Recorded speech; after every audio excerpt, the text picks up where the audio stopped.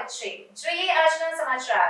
વિશ્વ વિભૂતિ ડૉક્ટર બાબા સાહેબ આંબેડકરના ધર્મપત્ની ત્યાગમૂર્તિ માતોશ્રી રમાબાઈની 125મી જન્મજયંતિ 7 ફેબ્રુઆરીના રોજ ઉજવણી કરવામાં આવી હતી।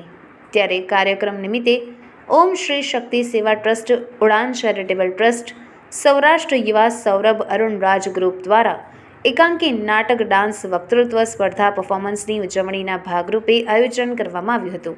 કાર્યક્રમમાં મુખ્ય મહેમાન તરીકે ડૉક્ટર હિનાબેન એન મકવાણા, આસિસ્ટન્ટ પ્રોફેસર વીર, નર્મદ દક્ષિણ ગુજરાત યુનિવર્સિટી તથા વડોદરા કોર્પોરેટર શ્રીમતી રશ્મિ વાઘેલા, શ્રીમતી લલિતાબેન મકવાણા, મુકેશભાઈ હૈલયા ઉપસ્થિત રહ્યા હતા અને વિજેતા બનેલા દીકરીઓને મહાનુભાવોના હસ્તે સન્માનિત કરીને ઇનામ એનાયત કરવામાં આવ્યા હતા।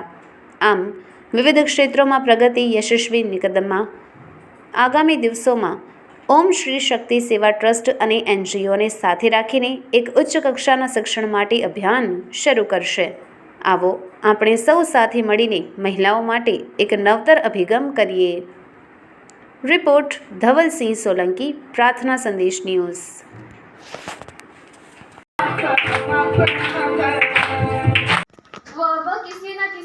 उसे किसी ना किसी इलेक्ट्रिक सोर्स की जरूरत पड़ती है। मैं और आप भी एक तांबे का तार है, नकदी में बिक जाएंगे यदि हमने अपना करंट नहीं ढूंढा। नमस्कार, मैं शीतल प्रजापति और मैंने जीवन भर यह करंट अपने देश के महान विभूतियों से उधार लिया है। आज उन्हीं महान विभूतियों में से एक रमाबाई की बात की जाए। मैं रमाबाई का परिचय दूं उससे पहले उनके लिए 2 लाइन कहूँगी। जीने के अधिकार दिए भीमराव ने हमें, जीने के अधिकार दिए बाबा साहेब ने हमें, पर स्वाभिमान से जीना सिखाया रमाबाई ने हमें। स्वाभिमान से जीना सिखाया रमाबाई का जन्म 1898 में महाराष्ट्र के वरण गांव में हुआ था। जब वो बचपन में उन्हें सब रामी के नाम से पुकारते थे। बचपन में ही जब छोटी उम्र में ही उन्होंने अपने माता पिता को खो दिया, तब वह और अपने भाई बहन के साथ, अपने चाचा और मामा के साथ मुंबई में जाकर चाल में रहने लगी। 1906 में उनका विवाह बाबा साहेब आम्बेडकर के साथ हुआ। तब जब उनका विवाह हुआ तब महज उनकी उम्र 9 साल और बाबा साहेब की उम्र 14 साल की रही होगी। पर 9 साल में भी जो रमाबाई थी उनकी साहसिकता भोली तो थी ही, पर वो जो सहनशीलता थी वो बात तो किसी और में थी ही नहीं।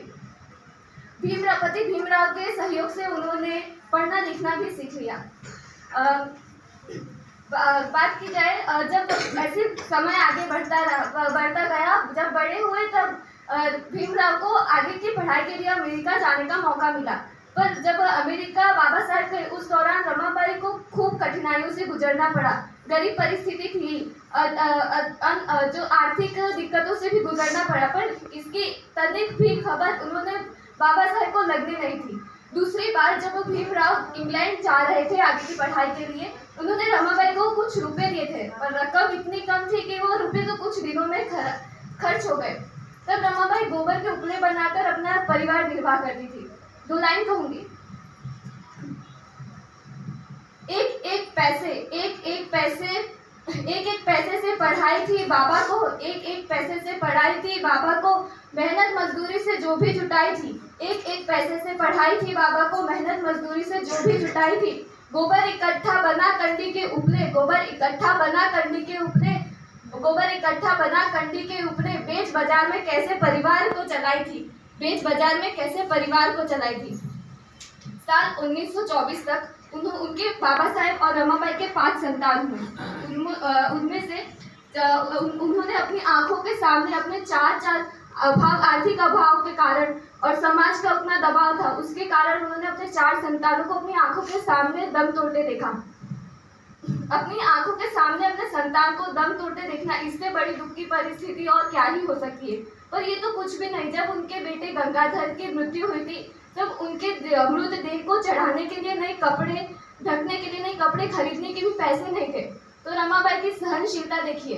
एक माता के लिए अपना पुत्र खोना आसान थोड़ी ना होता है, फिर भी रमाबाई की सहनशीलता देखिए। उन्होंने अपनी साड़ी को फाड़ कर दिया और तब उस मृतदेह को ढका गया और स्मशान घाट ले जाया गया। अपनी आंखों के सामने अपने संतान को भी 1 नहीं बल्कि 4 संतान खो देना, इससे बड़ी दुख की भयंकर परिस्थिति तो क्या ही होगी। पर फिर भी रमाबाई मजबूत बनी रही और ना ही बाबा साहेब को टूटने दिया। उन्हें खूब समझाया। अपने बच्चों का इलाज तक नहीं करवाया आपने, बच्चों का इलाज तक नहीं करवाया आपने। हक के लिए बाबा साहेब को खूब पढ़ाया आपने, हक के लिए बाबा साहेब को खूब पढ़ाया आपने। रमाबाई बाबा साहेब के जो पुस्तकों के प्रति प्रेम था, जो उनके मन में भावना थी समाज का उद्धार करने का, उनका हमेशा ही सम्मान किया था। बाबा साहेब के हर एक सामाजिक आंदोलनों में रमाबाई का खूब ही अहम किरदार होता था। वो बाबा साहेब को खूब समझाया करती थी। रमाबाई की साहसिकता पर दो लाइन कहूंगी। जालिमों से लड़ती भीम की रमाबाई थी, जालिमों से लड़ती भीम की रमाबाई थी। मजलूमों को जो बढ़ के आंचल उड़ाई थी, मजलूमों को बढ़ के जो आंचल उड़ाई थी। जाति धर्म के चक्की में पिसते, जाति धर्म के चक्की में पिसते समाज आवाम को दलदल में डूबते समाज को बचाई थी, दलदल में डूबते समाज को बचाई थी। रमाबाई की जो तबीयत थी हमेशा बहुत खराब रहती थी, उनके सारवार के लिए भीमराव उन्हें धारवाड़ भी लेकर गए, पर उनकी तबीयत में कोई भी सुधार नहीं हुई।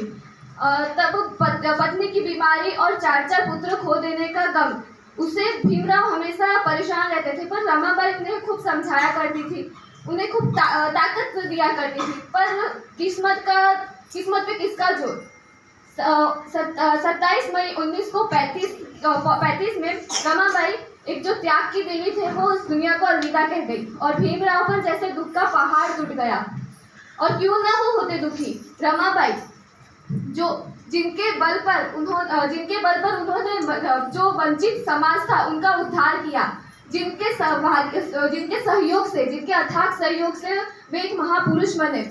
ऐसी रमाबाई जो निर्धनता के समय पर जब उनका कोई सहायक नहीं था, तब उन्होंने उनका हौसला बढ़ाया। ऐसी रमाबाई उन्हें छोड़ के चली गई। रमाबाई की आंसू में भीम बहते विदेशों में थे। रमाबाई की आंसू में भीम विदेशों में बहते थे। रमाबाई की आंसू में भीम विदेशों में बहते थे। ऐसे तूफानों में कश्ती चलाई थी, ऐसे तूफानों में भी कश्ती चलाई थी, मगर ऐसे तूफानों में भी कश्ती चलाई थी। तो मैं आज रमाबाई का एक नाटक आपके समस्त प्रस्तुत कर रही हूँ। आप सब ध्यान से सुनिए, ये मेरी नम्र विनंती है। उनकी जो लड़ाई थी वो मानवता का सम्मान है, उनकी जो लड़ाई थी वो मानवता का सम्मान है। जो किताब उन्होंने लिखी वो भारत का संविधान है, जो किताब उन्होंने लिखी वो भारत का संविधान है। मेरे प्रिय भारतवासियों और भाइयों बहनों, पहचाना मुझे? कुछ याद भी आया? हाँ, सही पहचाना, मैं तुमची सर्वांची रमाबाई। हाँ, सही पहचाना, मैं आप सबकी रमाबाई। कितनों दिनों से सोच रही थी आप सबसे मिलने आऊं, लेकिन आपकी व्यस्तता के कारण मौका ही नहीं मिला। लेकिन आज मौका भी है और दस्तूर भी है। मैं आज आपसे मेरा सुख दुख बांटने के लिए यहाँ पे आई हूँ। क्या बताऊँ मैं मेरे बारे में।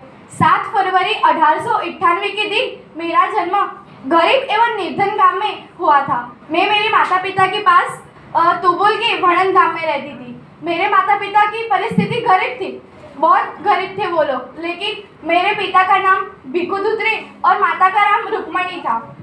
मेरे पिताजी मछलियों से भरी टोकरियां बाजार में पहुंचाने का काम करते थे और मेरी माता भी अक्सर बीमार रहती थी। एक दिन बारिश के दिनों में मेरे पिता का पैर मछली बाजार में फिसलकर उनकी मौत हो गई। ये खबर सुनकर मेरी माँ ने भी उसी वक्त दम तोड़ दिया था। लेकिन क्या बताऊं, मेरा एक भाई शंकर और 2 बहनें गौरी और मीरा थी। हम भाई बहन बचपन में ही अनाथ हो गए थे, लेकिन हमारी परवरिश मेरे मामा मामी ने और काका काकी ने की थी।